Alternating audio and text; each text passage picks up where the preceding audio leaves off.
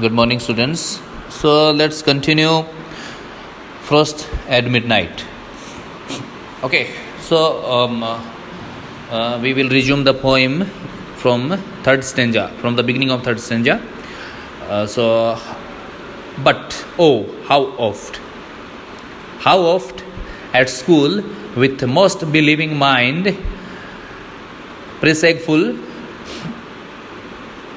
have I gazed upon the bars to watch the fluttering stranger. तो यहाँ stranger देखो फिर से वही आ गया है, फ्लटरिंग स्ट्रेंजर किसके लिए बात कर रहा है? उस लाइट की बात कर रहा है, उस फिल्म की बात कर रहा है, जो कि पिछले स्ट्रेंजर में जो बात कर रहा था उस फिल्म की बात कर रहा है कि कितनी बार मैं स्कूल के टाइम में विथ मोस्ट बिलीविंग माइंड प्रिसेगफुल, ठीक है, इन चीज़ों के बारे में भूल जाता था कि क्या होने वाला है, ठीक है, forbidding about what is to be happen. I use to gaze upon the bars, मैं बार्स पे देखा करता था, to watch that fluttering stranger, मैं उस लाइट को देखा करता था। And as of with unclosed lids already had I dreamed of my sweet birthplace and the old church tower। और कितनी ही बार, ठीक है, and as oft और प्राय, often, oft यहाँ often के लिए है, with unclosed lids, अनक्लोज्ड का मतलब होता है बिना आंखें बंद किए हुए, लिड का मतलब होता है हमारी आंखों की पुतलियाँ। Already had I dreamed of my sweet birth place, मैं किस तरह से अपने बचपन के घर को याद करता था, मैं अपने जन्म स्थान को याद करता था, जहाँ मैं पैदा हुआ था उसको याद करता था। एंड ओल्ड चर्च टावर, और उस जगह को याद करता था, और उस जगह पे जो टावर बना हुआ होता था उसको याद करता था। Whose bells the poor man's only music rang from morning to evening, from morn to evening। मैं उस साउंड को याद करता था जो चर्च पे सुबह से लेकर शाम तक घंटियाँ बजती थी, मैं उनको याद करता था। एंड ये कह रहा है कि वो म्यूज़िक किसके लिए होता था? The bells the poor man's only music. Rustic people होते हैं, गांव के जो लोग थे उनके पास में बस म्यूज़िक या ध्वनि या फिर संगीत के नाम पे सिर्फ और सिर्फ क्या होती थी? चर्च की बजने वाली घंटियाँ ही होती थी। And all the hot fair day so sweetly that they stirred and haunted me with a wild pleasure falling on my ear, most like articulate sound of things to come। ये कह रहा है कि वो जो म्यूज़िक था मुझे पूरे दिन भर सुनाई देता है, मतलब जो पूरे दिन भर बजता था वो मुझे सुनाई देता है जब मैं डे ड्रीमिंग करता हूँ, और मैं क्या करता हूँ? अपने घर को देखता हूँ, एंड उस चर्च को देखता हूँ, एंड उस पे बजने वाली जो घंटियाँ हैं उसको सुनता हूँ। And so sweetly that they stirred and haunted me, वो मेरे अंदर एक उन्माद भर देती थी। And with a wild pleasure falling on ear, ठीक है, और मेरे अंदर क्या आ जाता था? मैं एक आनंद को, एक वाइल्ड प्लेजर महसूस करता था। चरम प्लेजर जो होता है, या फिर वाइल्ड प्लेजर का मतलब होता है कि जो जिसकी कोई सीमा नहीं होती है, वो मैं प्लेजर महसूस करता था। Falling on my ear most like articulate sounds of things to come. और इन सारी चीज़ों के बीच में मैं, ये जो साउंड है, ये साउंड मुझे मैसेज देता था आने वाली भविष्य के बारे में, कि आने वाले दिन कैसे होंगे या फिर आने वाला भविष्य कैसे होता है। तो कह रहा है कि इन सारे साउंड में मुझे भविष्य की मैं कुछ कल्पनाएं भी करता था। तो देखो कुबला खान में भी हमने देखा कि जो रोरिंग साउंड ऑफ जांगड़ू mean of that elf river, जांगड़ू में जो एल्फ नाम की रिवर थी वो समुद्र में गिरती थी, और समुद्र में गिरने में एक तेज़ आवाज़ आती थी। उस आवाज़ को सुन के कुबला खान को कुछ प्रोफेसीज सुनाई देती थी, ठीक है, कुछ आकाशवाणियाँ सुनाई देती थी कि आने वाले समय में क्या होने वाला है?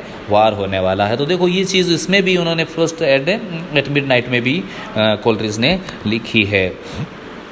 ओके, सो उसको कुछ भविष्य की चीज़ें सुनाई देती थी. So gazed I till the soothing things I dreamed.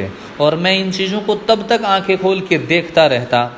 ये आंखें उसको, ये सारी चीज़ें उसको नींद में नहीं दिखाई दे रही हैं. ये चीज़ें वो डे ड्रीमिंग कर रहा है, ये दिन में ख्वाब देख रहा है और अपने बचपन को याद करता है, जहाँ वो पैदा हुआ था उन चीज़ों को याद करता है.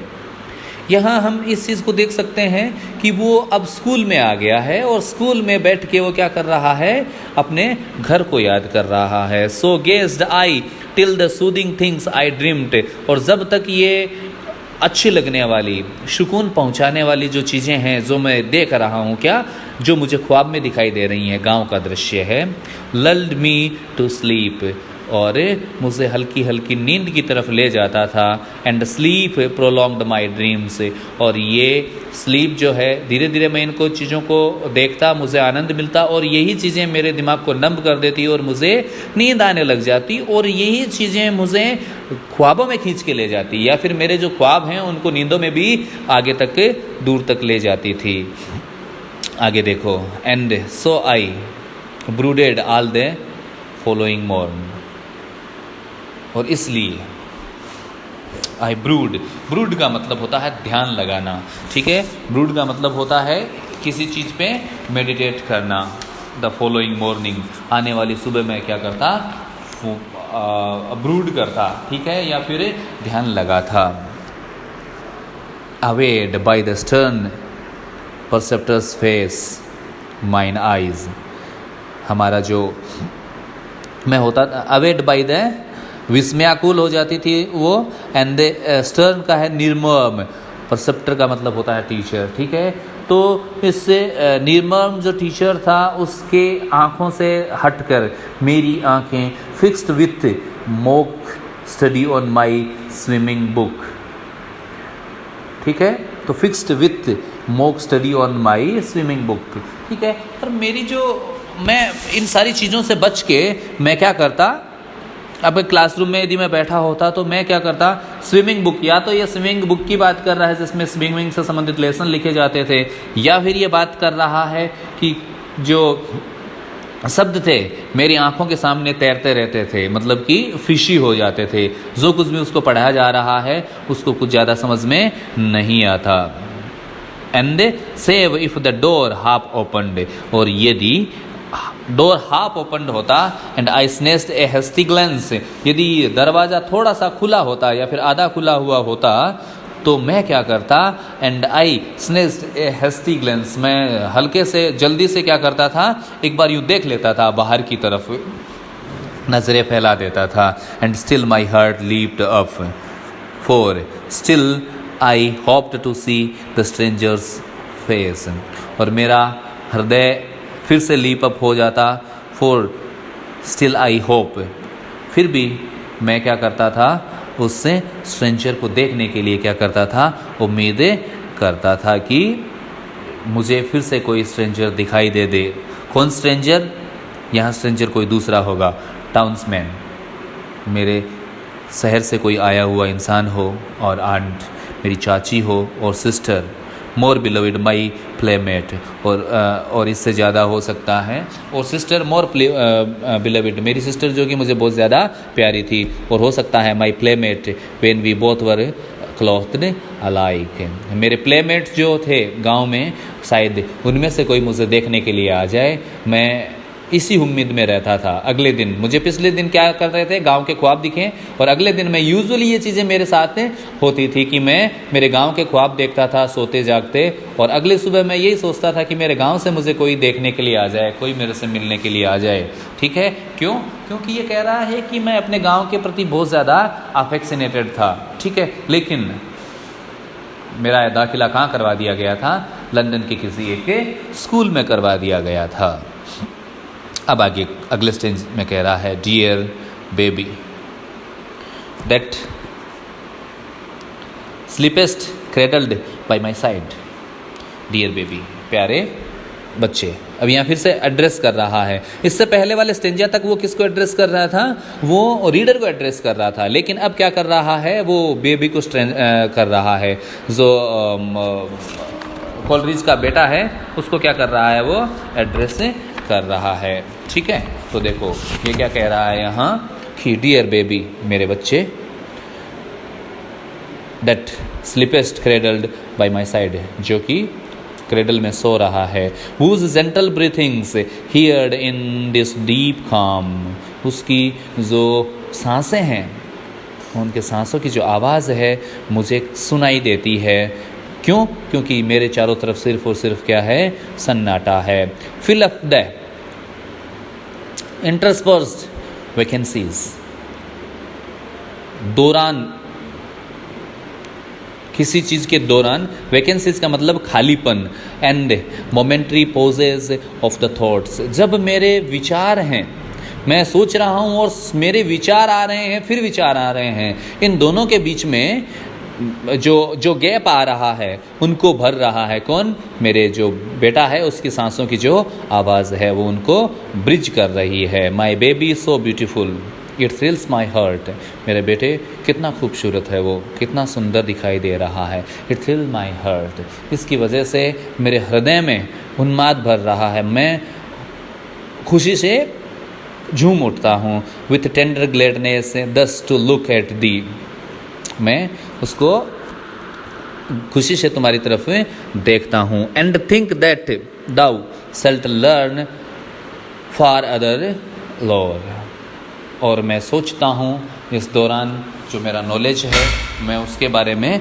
सोचता हूँ। And in far other scenes, मैं अपने बारे में सोचता हूँ और अलग सीन्स के बारे में भी मैं सोचता हूँ। For I was Rudyard, rear का मतलब होता है बैक रह गया था, मतलब जहाँ मैं कमी रह गई थी, मतलब कि जिन चीज़ों को मैं एंजॉय नहीं कर पाया, या फिर जिन चीज़ों को मैं नहीं देख पाया, या फिर जिन चीज़ों की मेरी ज़िंदगी में कमी रह गई थी, वो चीज़ें इन द ग्रेट सिटी, मतलब कि कुछ चीज़ें हैं वो कमी रह गई थी। क्या कमी? सबसे बड़ी बात तो हम देख रहे हैं कि वो याद करता है अपने गांव को, तो इसका मतलब ये है कि उसके गांव में रहने की तमन्ना अधूरी रह गई थी। तो शायद वो बात करेगा अपने बच्चे के बारे में। In the great city, the city of London, spent mid Klosters dim, घर के अंधेरे में, एक लिमिटेड दायरे में, जहाँ क्या था, ज़्यादा उजाला नहीं होता था। मैं मेरी ज़िंदगी बचपन के एक दिन ऐसी जगह में गुजारे हैं। एंड सा naughty novelty but the sky and stars, मैंने कोई बहुत ज़्यादा अच्छी चीज़ें नहीं देखी। नॉट एंड सा नॉट नोवल्टी, मैंने नोवल्टी को नहीं देखा। हमने गांव के जो नोबेलिटी है या फिर गांव की जो भद्रता है मैं उसको नहीं देखा। गांव की जो सुंदरता है, प्रकृति है, मैं उसको नहीं देख पाया। But the sky and stars, लेकिन मैं देखता हूँ तो क्या देखा मैंने, मेरे बचपन में क्या देखा है, मैंने सिर्फ और सिर्फ आसमान देखा है और स्टार्स देखे हैं। ठीक है, तो ये सारी चीज़ें ये इसमें कह रहा है। यहाँ देखो फुल स्टॉप हमें यहाँ ख़त्म कर देना चाहिए एक बार, क्योंकि अभी 13:26 हो चुके हैं, 13 मिनट 26 सेकंड हो चुके हैं। आगे वाली में वो कोई और बात करेगा, वो हमें अगले और लास्ट लेक्चर में पढ़ लेंगे। धन्यवाद।